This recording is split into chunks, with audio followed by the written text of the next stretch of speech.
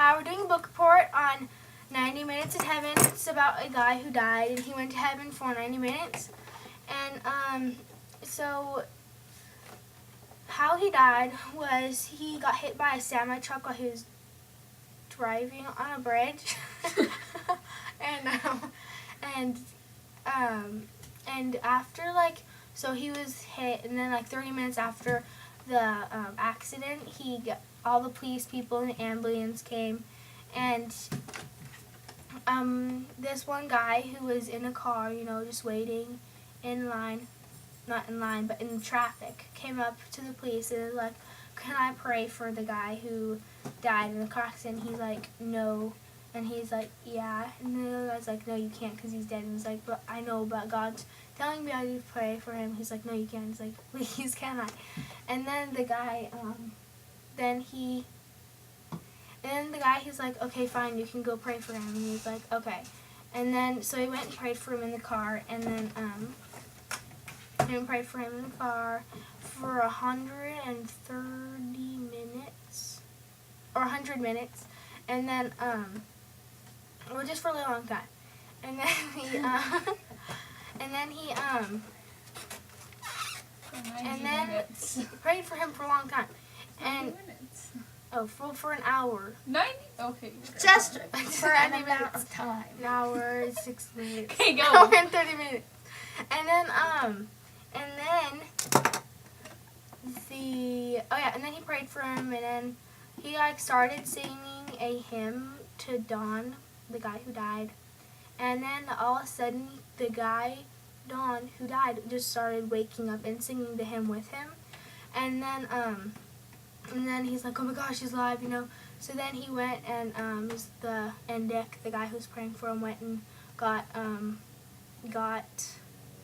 police and the ambulance people, and they're like, he's like, "He's alive," and you're like, "No, he's not." Like, "Yeah, he is." Like, "No, he's not."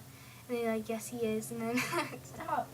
And then they're like, "He can't be. He's dead." And he's like, "Well, he's alive." And then they just went to go just because. Just to prove him wrong, and he really was alive, and then they shipped him off to a hospital. And Dawn was so wedged in the car that they couldn't get him out, so they had to take the jaws of life. We have jaws here, and pull him out of the car. So then, his arm was, dangling by a string. They thought they were going to have to amputate it. And this was used in World War II, by the way. So they thought they were going to have to amputate his arm, but, they had this, new device called, the What? the The Elizarove. Okay, I can't pronounce the Elizarove. Which they installed and it stretched his bones apart. So he was in a lot of pain, but at first he couldn't feel anything. So, but after as soon as he got to the hospital, all the pain hit, and he was in pain for a year straight? Yeah, pretty much. He was in the hospital for about a year. Yeah, he was in the hospital for about a year, but his recovery took a lot longer than that. And he's still not back to how he should be. Anyways, so he was in the hospital. He went through a lot of surgeries, and 35 surgeries about, and they really didn't expect him to live. They said, the doctor said that he has seen patients in worse condition than Dawn, but none of them have lived. And Dawn was the first one to actually live, even though he died for 90 minutes. But then he got prayed back to life. So anyways, Taylor's going to talk about Dawn's recovery, and then, yep. Thank you, Elisa. You're welcome, Taylor. Over So, now. So as soon as Don got out of the hospital, they went through a lot of trouble with him, recovering, because he said that his living room looked a lot like a hospital room, because he had like his hospital bed in there because he couldn't lay in a real bed, and like he just developed a lot of stuff. Like he had infections from the wires going through his leg from the Lizaro frame, and he still had it on when he was recovering. So it was a lot of stress. And the wife was Don's wife was about to lose her job because she had to leave work. She was a teacher, and she had to leave work so so much that they were threatening to fire her and stuff. So when the church members found out about that, they came over and they helped while she was gone. And also he had 3 kids. They had a 12-year-old daughter and 2 8-year-old twin sons.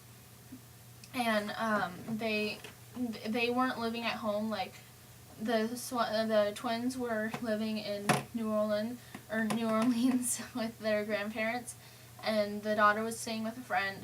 And they had written letters to him saying, responses to how they felt about the accident later on. And so, and a lot of them were just like, it was weird being away from my dad for so long. And so, there's a lot of stories about how they had to go through this stuff, and how he met people that had the Lizaro frame afterwards.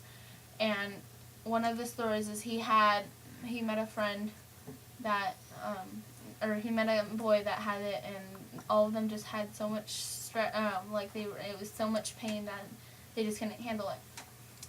So, overall, this overall book was really a good story about Don Richardson. Yes, and we all 3 enjoyed reading it. And it's a pretty short book. It's only 205 pages. So I think you should read it. And this is not to be offending to you, Miss Bailey, but I personally hate reading, and I enjoyed this book. So that says something. Yes. Okay, thank you. Bye.